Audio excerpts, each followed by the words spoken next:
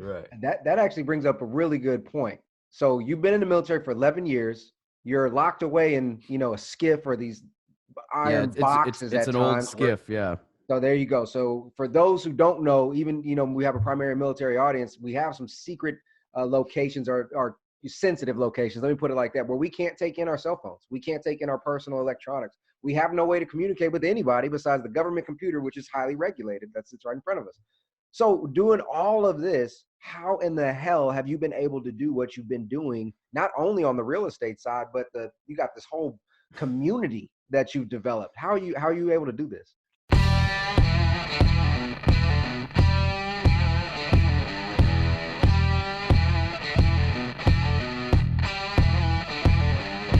Hey, what's going on, guys? This is Dan Wynn. And Mike Glaspie. And this is Military Cashflow. Hey, today we have a great guest, the man, the myth, the legend, Dave Pere from Military to Millionaire. We've been in contact for probably a little over a year now. We've been talking, and it's great contact. We met down at the 10X Growth Conference in Miami. He had his great Hawaiian shirt. I can't believe you're not wearing the trademark Hawaiian shirt right now, actually. But it's got a logo on it. Okay, all right. Oh, that's a good substitute, I guess. But you got to put the logo on the Hawaiian shirt. That's what I was just about. That's what it is. That's when it's real. So, hey, Dave, would you mind go ahead and introducing yourself and telling us a little bit about you? Yeah, so the name is Dave, and I host the Military Millionaire community that is, it's grown way more than I ever expected, which basically stemmed from me blogging and people getting interested. Active duty Marine, I've been in 11 and a half years. I'm a staff sergeant, and I've been investing for 4 years. In the last 4 years, I've bought and sold 54 units, created some other cash flow streams, currently only have 13 rental units and flip under ownership, closing on a big syndication. So yeah, I don't really know what else there is to say. I will point out that you are one of the reasons I still have a mustache, because Dan spotted me via Hawaiian shirt and mustache, which was one of the multitude of people who has reaffirmed that this is officially my identity, and I can't lose it because no one will recognize me. Yeah, dude, I don't know what you would look like. People would just walk right past you if it weren't for the stash. You got to have one or the other. Yeah. If you didn't have the stash, I'd probably call the police every time I saw you. You just wouldn't look.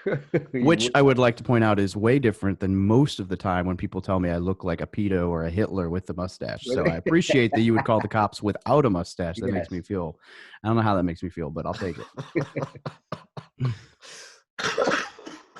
Too easy, man. All right. Yeah, man. So that's awesome. So you're active Marines. You have a great platform, helping out other service members, teaching them how to invest, not just real estate, but also all facets of financial wherewithal, if you will. So it's great stuff. So let's talk about some of the things you're doing right now.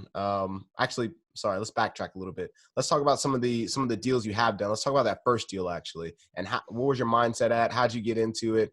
Why real estate? Let's start off from the beginning. Who is Dave Pere? Well, Dave is a guy who lost a bunch of money on stocks when he didn't know what he was doing back in, 2000. I guess that would have been like 2009. Maybe 2010. I thought, everybody invests in stocks. This is great. Let me go basically gambling. And I made, some money. So I was like, yeah, this is awesome. And then I lost it all and everything. And so I was like, man, investing's stupid. And then I never touched it again until 2015, when I was ironically getting talked into joining Amway for some multi-level marketing. And I was like, nah. And the guy who was working on it was like, you should read this book, Rich Dad, Poor Dad. And I was like, nah, I'm a Marine. I don't read. That's stupid. I ain't got time for that. I was a recruiter, so I didn't have time.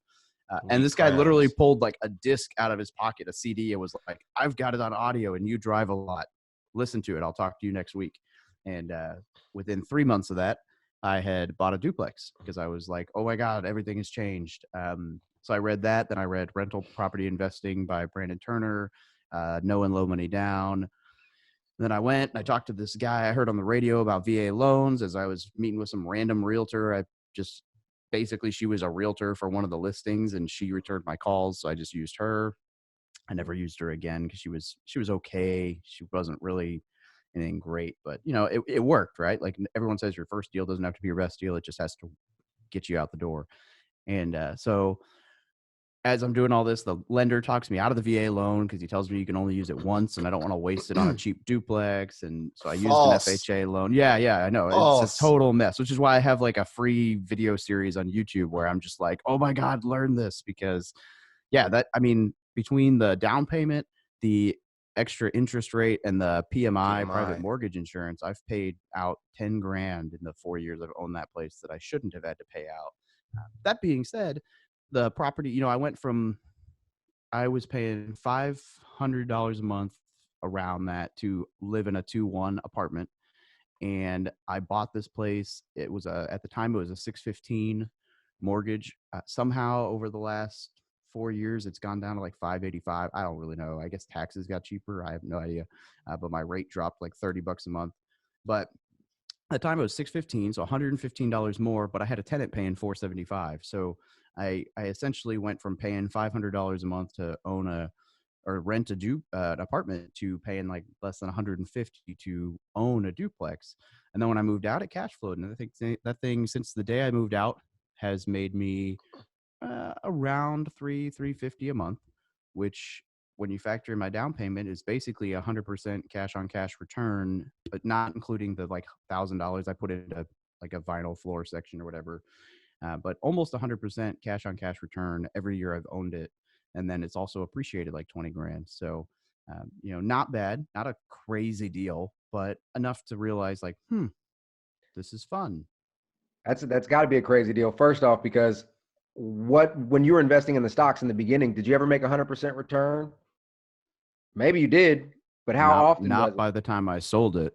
Right, right. And then you get taxed on that on top of that as well, if you Right. did make any gain. And 2009 was like freaking phenomenal for buying stuff. That was if you knew what you were doing. I was in there like, ooh, buy, ooh, sell, ooh, emotions. So you touched on a few things, man. So I think a lot of people experience that MLM journey, right? Because I guess it just comes at the right time. I was actually in the same boat, same company, same organization. But what was it about that pitch, about that book, about that CD at that time in your life that made the light bulb turn on? So I think I'd always had something of an entrepreneurial investor type mindset. I mean, I think that's why I was dabbling in stocks instead of just being drunk when I was 20 in Japan. I was definitely drunk a decent amount too, because that was the drinking age. But, I was doing stocks. That's probably why I lost money.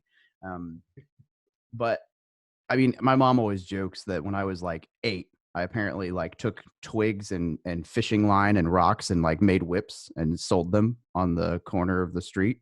Yeah, not lemonade, whips, cat of nine tails. Why not?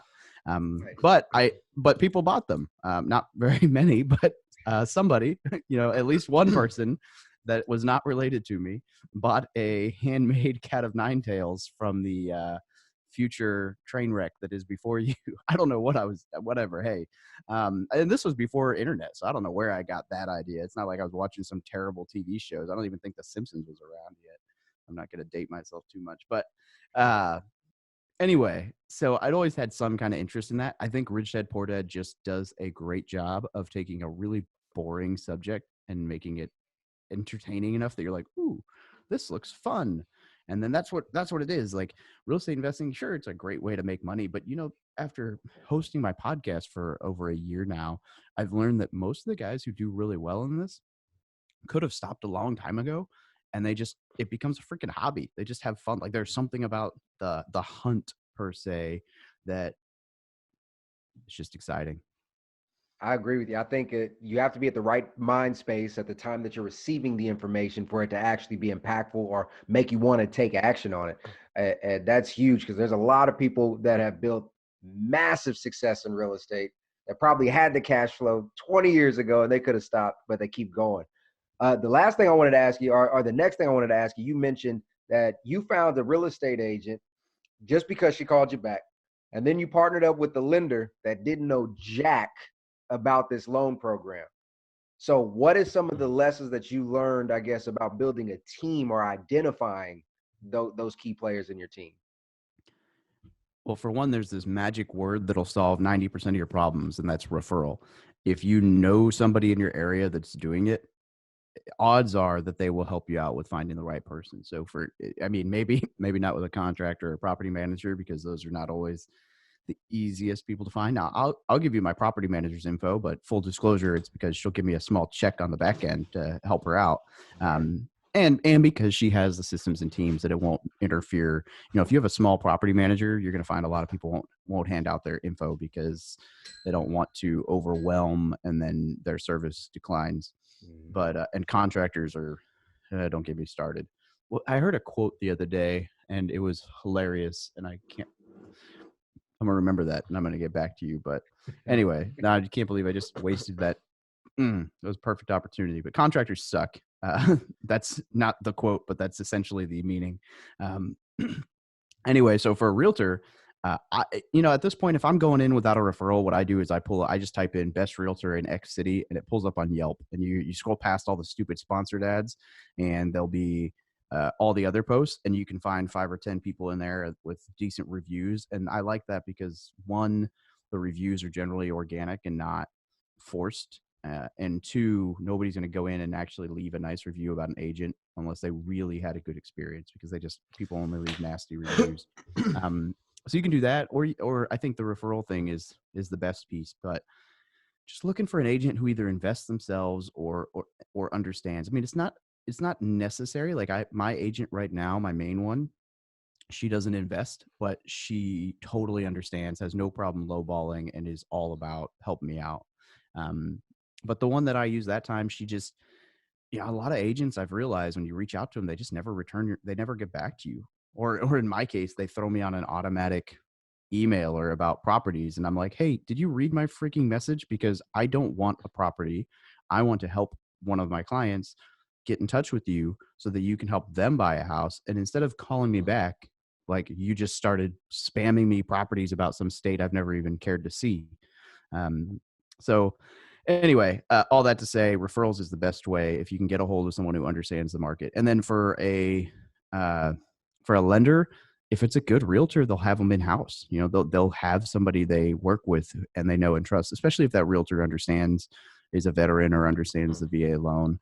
If not, I got a good buddy, Chris, who I recommend to anyone and everyone, and I'm happy to put people in contact with, who runs a Facebook group called the Vetted VA, which basically just vets VA lenders. And so I trust them because they will essentially rat people out who suck, and I love it. So. And really quick, so just to touch on a couple of those myths. So Dave fell to one of the common traps that I heard a lot as well when I first started investing, in that, one, you can only use a VA loan once, right? Obviously, he knows you can use it multiple times now, right? Also, just a couple of other small myths for those out there listening that may not know. For the VA loan, you can use it for any residential property, meaning you can buy up to 4 units with it. You can buy a duplex, just like Dave said, or you can actually buy more than 4. Oh yeah, you can buy. I'm about to blow your mind. You can buy 4 with one store. We're gonna let you talk about that. We'll let you talk about that. But if you partner with a veteran, Yep. And this is a crazy loophole no one ever uses. I've never heard of anyone actually doing it. But say Mike and I decided to buy a house together, we could buy a 6-unit property plus office. That's the most, but you could buy a 6-unit with a office storefront with the VA loan, as long as it's a partner between 2 vets, which is crazy. And I hope that I can find like the perfect 6+1 in Springfield, so I can hey, I got a 6-plex and my own office space. But anyway. Definitely, you're 100% right. There's a bunch of different opportunities with it. I'm trying to look up. I'll put the actual VA package. There's a whole big digital notebook basically on what you can and can't do with the VA loan. It outlines all the specifics. I'll put it in the show notes. But yeah, so that's one thing. And then we talked about the real estate or getting contract. Well, we talked about contractors sucking, and then other real estate professionals, right? So one quick tip on getting other real estate professionals as you're building your team, right? Ask people. So you said referrals, but talking about realtors, and you said they might have the broker in house. Well, usually a good realtor, a rock star realtor, usually has other usually knows other rock star property managers and other rock star contractors, and those contractors know rock star realtors. So you can start building a network just by asking other real estate professionals, hey, who do you use? And then also ask real estate investors as well, hey, who do you use? Usually we're pretty happy to share, because just like Dave said, I mean, these referrals, they go a long way for not just the people that we're helping out, but also ourselves, because it so a contractor, for example, if I refer my contractor to one of my friends and that gets him business,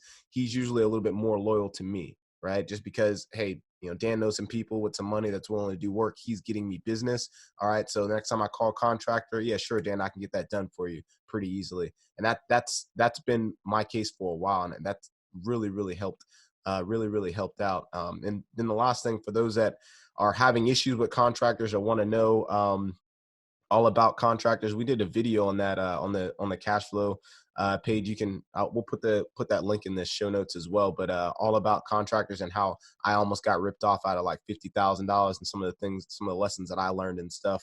We'll put that video in the show notes as well. It's a great video. Recommend watching it. But yeah. Yeah, I'm going through that right now. I have the state attorney general trying to get into, man, where'd that frog in my throat come from? I have the state attorney general going after my contractor for that flip I talked about right now. Basically gave him 40,000 and some change out of a 50 plus budget. And when I went home, and I mean, the pictures look decent, but when I went home over Christmas, I was like, hey, this drywall is not thick enough to be up to code. Hey, there's no insulation behind the drywall on exterior walls in a state that goes from 110 to negative whatever throughout the year. Yeah, that's not going to fly. And just thing after thing after thing, right? And I had people come out and bid it, and they were like, yeah, it's going to take 40 grand to finish it. And I'm like, oh, well, I gave this guy that already. Like, anyway, so essentially he overextended and his business imploded, and I happened to be the Peter that got robbed to pay Paul is what was going on. But so I'm trying to figure out that mess right now, because I got a property that's worth about what I have into it, but I can't, I mean, it's not even worth that right now, because it's not even halfway through a renovation that should have been done. So in a situation like that, you get completely backhanded. This comes out of nowhere. You didn't expect for it. You didn't plan for it. What are your action steps? Obviously, you're trying to seek, you're trying to remediate it with the attorney and everything else. But what are going to be your action steps moving forward? Maybe for the next flip or for this one in particular. Well, number one, don't dwell on it. Negative energy, whether you believe in the crap or not, what you focus on grows, right? So if you focus on how crappy that situation went, you're going to attract law of attraction, whatever, whether you buy into it or not. You are not setting yourself up for success in the future. So don't worry about it, right? Like, crap happens. I mean, I had a couple options. I could have pulled my TSP and finished it. I could have sold a duplex and finished it. I could have pulled a HELOC on a 10 unit and finished it, but none of those, the loss on like what it would have cost me to borrow that money from another property or whatever wouldn't have equaled out to what the cash flow would have been for the property. So it would have been a net loss. So it wasn't worth pulling out extra debt. So I just listed the thing right now I listed it for 45. I'm 65 into it. So I might take a $20,000 hit on it. If I get the money back from the contractor, I still win. If I don't get the money back from the contractor, then I took a hit and I learned a lesson. A couple of things going forward I would do. Number one, I would have my property manager go to the site every time they're going to hand a check. So instead of having, I had a couple of people go by, but they just weren't as diligent as the person who would have been managing the property for me. So I'll have her go by. I also wouldn't be hesitant to have a little 360 wireless camera, like a deer cam or something, mounted in the property so that I can keep tabs on what's going on in the property. At least, and a lot of contractors aren't going to like that, but my uncle's a very high paid contractor in the Bay Area. And he basically said, well, if they don't like that, then you probably don't want them working on your house anyway. If they're not hiding anything, then they won't be afraid of that. And then I'll do a better job with billing. So I was giving him the payouts, periodically for stuff. Going forward, I will, depending on the contractor, I've got 2 or 3 that I actually trust really, really well. They were too busy at the time to take on this project. So I used a new one. And from what I understand, he's a great guy and a great contractor whose business just went upside down. So it's not, he didn't try to screw me, because the people who referred him to me are still, one of them's still in a project with him and it's going fine. So I don't know. depending on the contractor, I might do all the materials myself so that they aren't paying for it. Because at one point he told me they stole materials, but he couldn't provide receipts. So if I had bought the materials, then I would know if they'd actually been paid for. And then for billing, I would hold labor. So I would do 25% labor up front, 25% in the middle, and the other 50%, depending on how I do the structure, holding it until the end of the project. So there's a carrot dangling. At this point, I was kind of doing labor as we went, which is fine if you trust the contractor, but clearly on this point, it backdoored me. But Yeah, that draw stuff is crucial. That last little piece you said there, that's how we operate all of our rehabs as well. Is we have those contract draws during different stages of their development or their progress, just so we don't overpay and they hightail it or whatever else. And while we're on that note, as you mentioned it, everybody read the E-Myth if you haven't read it yet, because that contractor right there, great guy, great intentions, or at least that's what it sounds like, but he had no idea what the hell he was doing in running a business. And he went bottoms up, and he didn't only hurt himself and his business, but now he hurt all of his clients, all of his partnerships, and his whole reputation as a business owner. The E-Myth goes into that very in-depth, how you may be good at a skill, but doesn't mean that you're good at running a business. So you kind of really need to take a different approach and step back a little bit and look at that. absolutely. Good book. And I love some of the things you mentioned there. We talked about, well, one, the biggest thing is that you didn't take it as a loss, right? And you said, don't dwell on this. This is a lesson learned. The L's, taking an L is not, a loss. Taking an L, if you're going to succeed in life, you need to use those L's as lessons learned, right? So everybody takes an L's is not always a bad thing, because it propels you on your next deal, and it makes you that much smarter, that much wiser for your next opportunities, right? Next thing, just to touch on a couple of things for those who out there are listening and maybe going through some of the same stuff. Like I said, I put that video out. Definitely go check that out. But some of the things we talked about in those videos, Mike talked about the draw schedules, and what that is, a withdrawal, right? So when a contractor does a certain amount of work, he expects to get paid a certain amount from the overall project. So that's a draw. A draw would be basically a deposit. So for example, if there was the way I typically run projects is I have it in 4 stages, and I'm sure you guys probably, Mike, you kind of mentioned as well, you guys run it in kind of stages. So if you want to think about it as like phases of an operation, right? There's 4 phases, right? So each phase would typically get, is 25%, done. On that first initial draw, I usually only pay 10%. I always pay material because of just exactly what you said. And the way I pay material is I have accounts set up with Lowe's and Home Depot, and I just send the contractor over to them. I have to approve, the purchases. This way I don't get screwed out of I've had people go and like buy food and stuff with money that I give them for material, and I see those receipts and it's like, wait a minute, like you got like $40 worth of food and crap on here. That doesn't make any sense. So a way to mitigate that is, setting up those accounts with Lowe's and Home Depot, sending your contract to them, with whatever flooring company you have. And then they do 25% of the work. The first one, I do a 10% draw, right? They do another 25% of the work. I'll do like a 25% draw. The next 25%, I'll do another. The next 25% that they do, I'll give them another 25% draw. So when they're 3/4 of the way done with the project, I've paid out 60% of they're 75% done, but they've only got 60% of the work, or the 60% of the pay. Sorry if I'm confusing it. Yeah. But and then once they complete the final project, they get that last draw of 40%. So that way, that is the carrot dangling over their head. And had I not done that on this like $50-something thousand renovation, I would have gotten screwed, because that's exactly what happened to me. The contractor tried to rob Peter to pay Paul, but luckily, I didn't pay out all the money, and that was kind of my saving grace. So that's just a couple of tips for the draw schedule. And then also you talked about the adding a security system in there. Simply Safe works really, really well. You can move those from property to property. I put those on the front door. So anytime the contractor wanted to come into the property, I would have to click, basically unlock the alarm. So if he doesn't unlock the alarm, or if the alarm goes off, that's when I know a contractor's there. So contractors weren't trying to show up to my property, and I could tell because there was no door entry, you know what I mean, on my alarm. So these guys, contractors are a tricky bunch, man. They're a tricky bunch. Yeah, that works great if you have your cell phone during work. That's why I Gotcha. didn't use Simply for this, because my poor contractor would be like, "Hey, asshole, I'm trying to get in your house. Yep. I haven't heard from you in 3 hours. I'm going Yeah. home."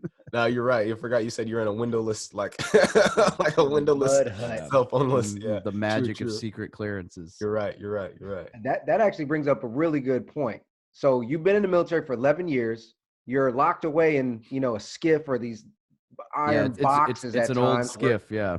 So there you go. So for those who don't know, even, we have a primary military audience. We have some secret locations or sensitive locations. Let me put it like that, where we can't take in our cell phones. We can't take in our personal electronics. We have no way to communicate with anybody besides the government computer, which is highly regulated. That sits right in front of us.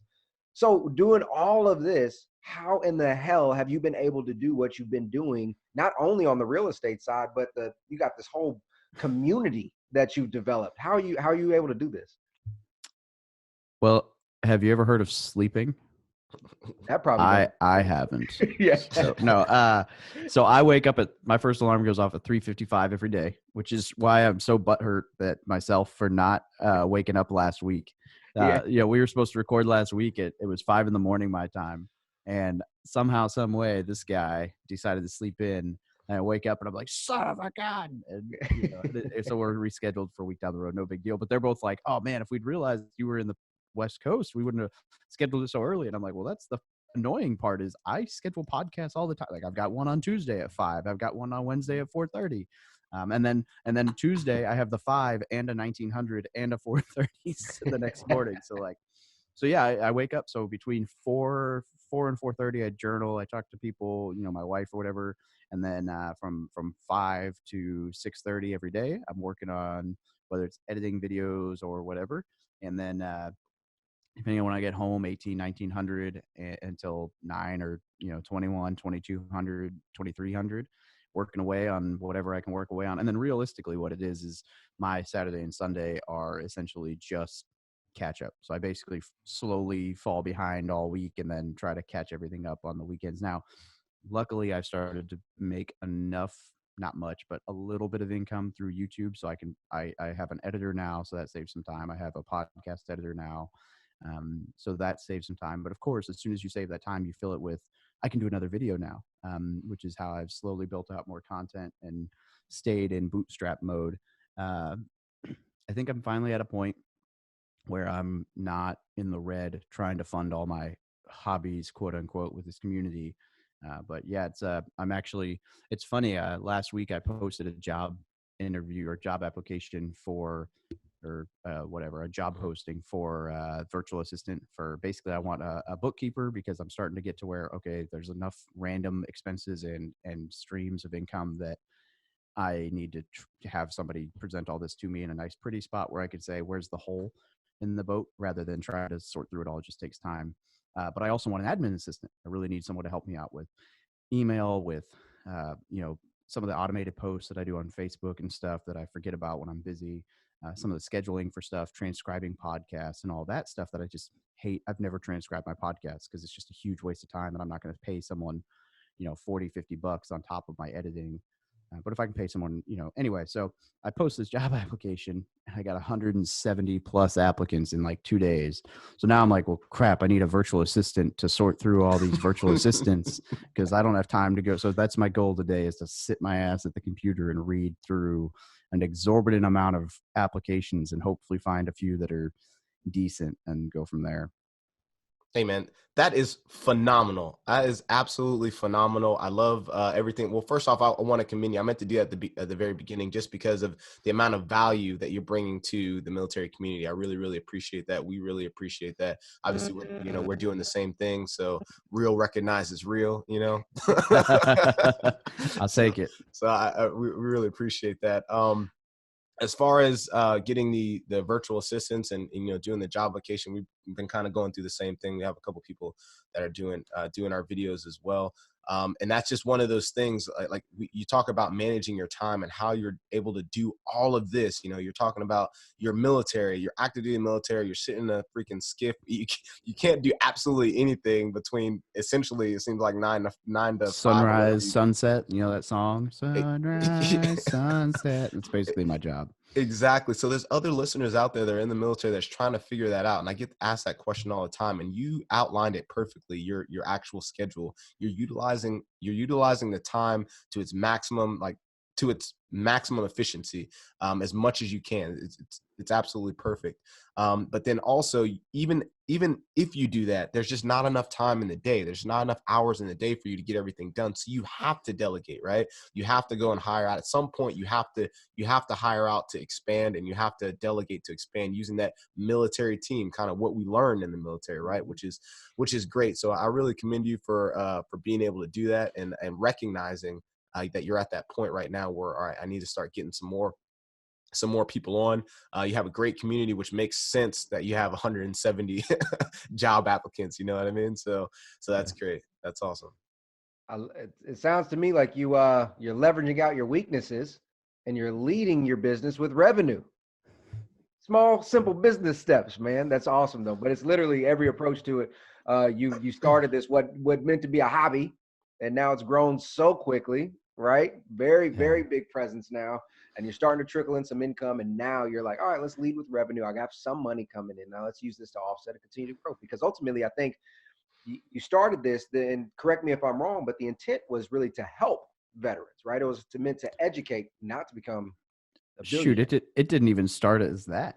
I was literally, so I don't have it sitting here. It's in my room because I'm reading it. I have a journal and a mission log from my deployment. Somehow I was 20 years old. I was smart enough to journal and mission log everything, and they correlate. So I was going to write a book about like what normal people do in Afghanistan, not a recon guy, but it was still a really exciting deployment. And I realized no one was going to read what I wrote because no one knew who the hell I was. So I was like, well, I'm going to start a blog then. I'll learn how to write. And I set up the blog, and I kid you not, like the next week or the week after, I'm like, I set up this blog. Well, Brandon Turner and his wife and his family were over for dinner, and we're hanging out.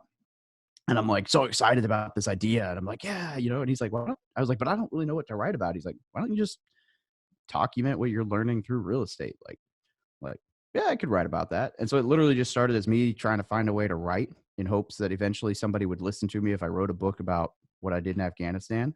And man, it was like in a month, I was like, oh, this actually, some people like this. And then it was like, hey, I'm going to start a YouTube channel. And then people like that. And then it was like, everybody's like, why don't you start a podcast? I'm like, oh, okay, screw it. And, I can't even take credit for the name of the platform. I made like 10 different domain names and everybody hated them. And one of my non-military friends was like, how about military to millionaire? That was taken. So he's like, how about you just slap a from in front of it? So I threw that in the list and put it back out, and everybody voted unanimously on that name. And I was like, there we go. And so, I mean, it's all been just like, here's the tiger. I grab the tail. Let's see what freaking happens. Has been the entire journey until about 6 months ago. And I was like, I should be a little bit more intentional about this thing because it kind of caught on. And And how long have you been doing this? I started the blog about I think 3 weeks ago. It would have been 2 years. Nice. Very and then rapid. and then the YouTube and podcast about a year ago. They're not huge by any means, but I mean between all the platforms probably got, I don't know, 25, 30,000 people. I mean a lot of them I'm sure are the same people, but yeah, it's grown. I mean, it's grown fast enough that it's finally paying for itself. So that's cool. Right. Yeah. So for those of you out there listening, Dave kind of brushed over it and he said it really, really casually. He's like, yeah, I was having dinner with Brandon Turner. I had Brandon Turner over for dinner, him and his wife. We're just kind of hanging out. He kind of swiped over that. But for those of you guys who don't know, that's actually he's a pretty big dog and as far as the real estate education platform goes. He's like one half of, or I guess what, 1/3 now. 1/3 of the Bigger Pockets crew, one of the founders of the Bigger Pockets platform, which is a huge real estate education platform. So that's pretty cool that you've reached out and made those networks, and you're continuing to use them, and you're feeding from other successful real estate investors out there. I think it's cooler that he was willing to talk to me when I was still nobody knew who I was. Like we were talking about earlier, the whole little referral network. A players hang out with A players, right? Power players hang out with power players. It's something like just because you haven't performed specifically in the realm of real estate, you carry yourself in a manner that others know that, all right, if I invest my time and energy in you, it will be reciprocated in one way or another, right? And it's just about the personalities and the way that you carry yourself. Because, like, hell, I think all of us, I mean, Dave, me and you, shared an Airbnb at 10X, right? That was the first time we met. And then Dan, we met just passing by at the 10X, but we all kind of knew instinctually, like, okay, these are going to be power players. These are people who are going to back up, all the things that they're saying that they're going to do. And a year later, here we are. We're all on the podcast, right? Real recognizes real. So I just remember recording a video with Dan, and then a week later having to tell him, hey, apparently my selfie stick doesn't allow audio recording if I plug it into the selfie stick. So can we do that again? Yeah, we did do a couple of videos out there. I forgot about that, man. Yeah, we did a video. We were on the balcony, overlooking the stadium. Had me screaming at the camera. Yeah, yeah. So loud. I didn't have any audio. I was just making it happen, man. I was out there networking my ass off. Didn't have any speaker. I just had a selfie stick and an iPhone. I put it out there, and I was, grabbing people and starting to interview people. And we were doing it in the video, that video, go look up that video. I'll put it in the show notes. Actually, me and Dave, I interviewed him. We were like on the edge of the balcony, and the security guard was like, "Hey, you guys got to leave." Like, so mid-interview, like we had to keep getting up and moving spots and stuff. So it's pretty funny stuff. Yeah, it was good times. It worked. Yeah, it worked. It was good. Yeah, man. So yeah, man, you've been in the military 11 years. What you got? 9 more left? Nah, fam. So plan is after this contract to go into the reserves. I was debating very heavily whether I wanted to get out the last 7 after this contract ends. And when I moved to this unit, I kind of saw the writing on the wall. Like some of the leadership is okay, and some of the leadership is not so okay. It's kind of it's actually not, as far as people go, it's not a bad unit, but just the location, the time restraints, it's just Now, wait a minute. You're about to be 13 years in. You said 13 years in by the time your contract's up, right? You're about to be 13 years in. You only got 7 years left. So this is the thinking of every single soldier or military member that I ever talked to. You're 13 years in. You have 7 years left before you can get a pension. Why? That doesn't make any sense. Like, what are you going to do with your off time or when you're out? Like, why would you do that? People, for some reason, people just can't. There's a lot of people that can't fathom that. So can you kind of expound on that? Like, give us your thought process. It is a difficult decision for sure. And there's, it may still change depending on life circumstances. But for one, if I do the reserves to finish out, my pension's only like $500 a month less. Now, granted, I won't get it till I'm 59 in whatever months, but I'll still get it. And I'll still get the TRICARE. So it's not super, super end of the world. I figure the like $2,500 that I'm going to make on my pension, if I can't make that much up working or hustling in 7 years, then I probably don't have any business running this platform anyway. But I kind of realized, and this is one of the turning points for me, is everyone who tells me, oh, it's just 7 more years. Oh, it's just this. Oh, just get it out. Not everyone, but a vast majority of them, I would kind of compare what is their life right now. And then the people who are telling me to pull chocks, right? I have some fairly high level individuals in my life that I've asked the question, whether they were military or not, like, hey, how did you know when it was time to walk? How did you know, including guys who have done the pension, who did very well for themselves. And basically all of them have said, like, nah, you're done. Like, go reserves, go get out, do this, whatever. And I just look at, okay, which life do I want in 10 years? Who's telling me this information? And the sad reality is that too many veterans hit 20 and they're, oh yeah, I get to retire. And then they realize, like, no, I don't, because I squandered my money and I now have to take another job. So I figure, okay, well, if those are the people giving me the advice, like, nothing against them, but that's just not the way that I want to go with my life. So who do I want to listen to? The Brandon Turners of the world who have made it in life and don't have to have a W-2 job, or the, guy who has a W-2 job and has no plan? I got the same slack. So for everybody who knows, I spent 11 years in on the money. I just got out about a month ago. But it was the same concept, man. Who are you listening to give you that advice? Everybody says you're over the hump. You're over the hump. But just like you said, if you can't produce $2,500 a month, $3,000 a month over the course of 7 years, 9 years, or 10 years, I don't want to listen to you for advice anyway, man. because we know that we can get out there and strategically acquire real estate. We can start a podcast platform. We can go write a book. There's so many other things that we can do in that free time. We can spend time with our family. You're a family man. I think you'd much rather spend more time with your family than be at that skiff for 18 hours a day, right? Yeah. So, I mean, all these things that people fail to realize, you do not get that time back. Those are 20 hard years, deployments, time Yeah, away. and that's the other piece, right? Is my body's falling apart. I've had 4 surgeries. So I've had some surgeries that probably shouldn't be talked about publicly, but then I've had my knee replaced. I've got a hernia that is like a hernia they don't want to operate on, that gives me, like, I wake up 3 nights a week puking up stomach acid because my esophagus doesn't close.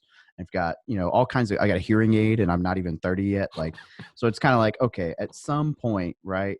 At some point I need to just live a life that is going to be not comfortable, right? I don't want to be comfortable, but you know what I mean? Like, it's comfortable in not the business mindset way, but in the like, hey, I get to see my kid, and hey, I get to jump in my John Deere tractor with my father-in-law and go roll around screwing with hay bales because I want to, not because my boss told me that's what I have to do. So Yeah, that's phenomenal.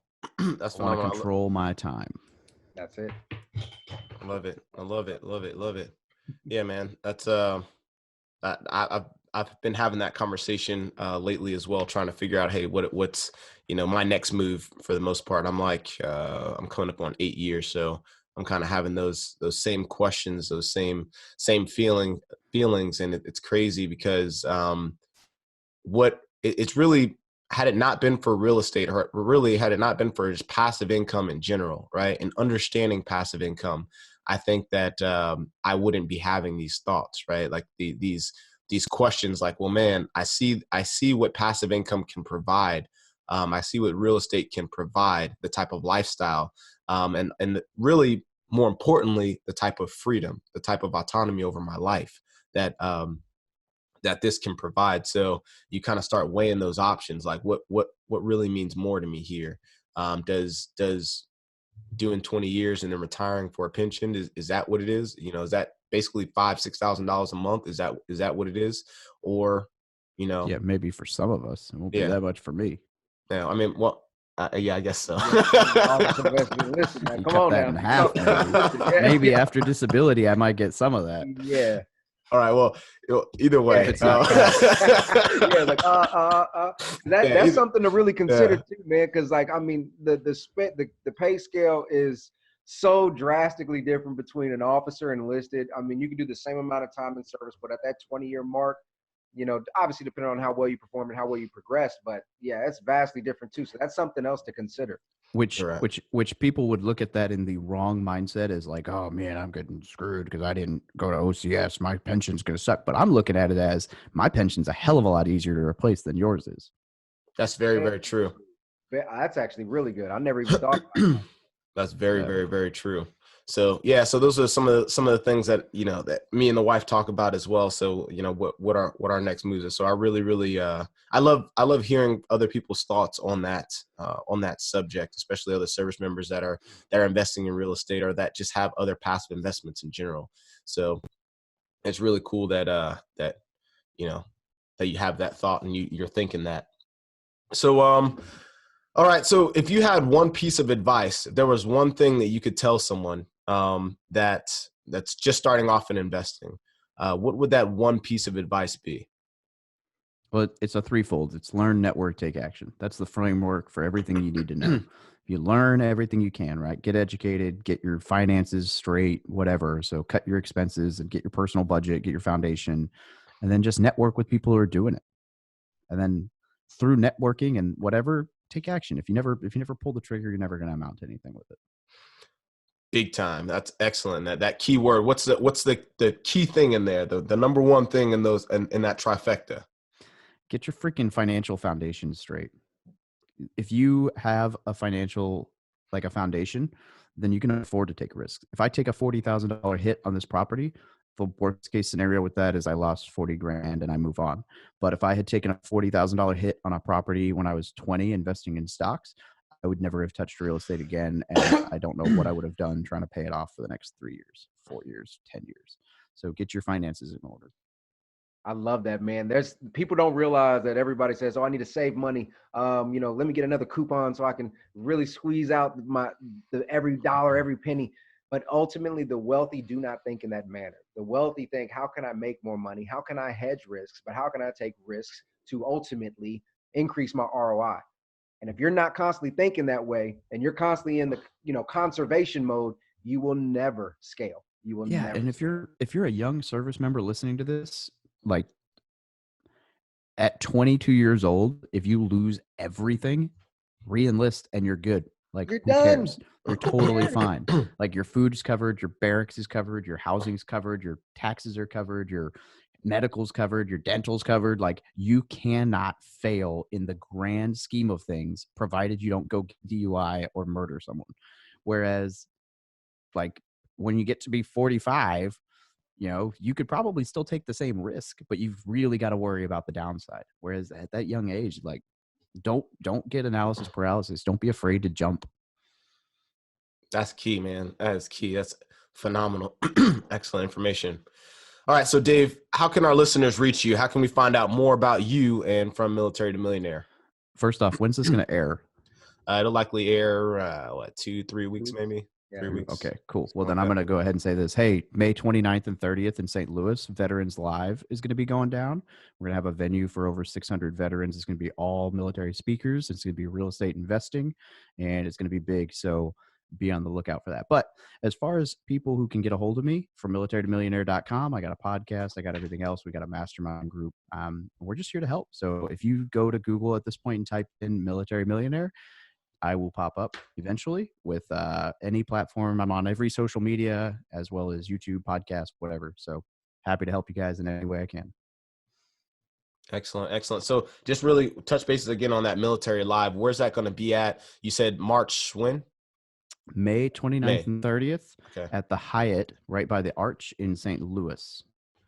All right. And you're hosting this event, correct? So myself, Bill Allen of Seven Figure Flippers, and Stuart Grazier of the Military Investor Network are going to be bringing a whole bunch of investors together to bring up. It's going to be the biggest military real estate investor conference that has ever happened. Ever. Yeah. And it's going to just keep growing. Excellent. Excellent. Excellent. Excellent. That's awesome, man. That's awesome. All right. With that, I mean, that's pretty much it right there. That's great information. Hey, thanks, Dave. Really appreciate you coming on.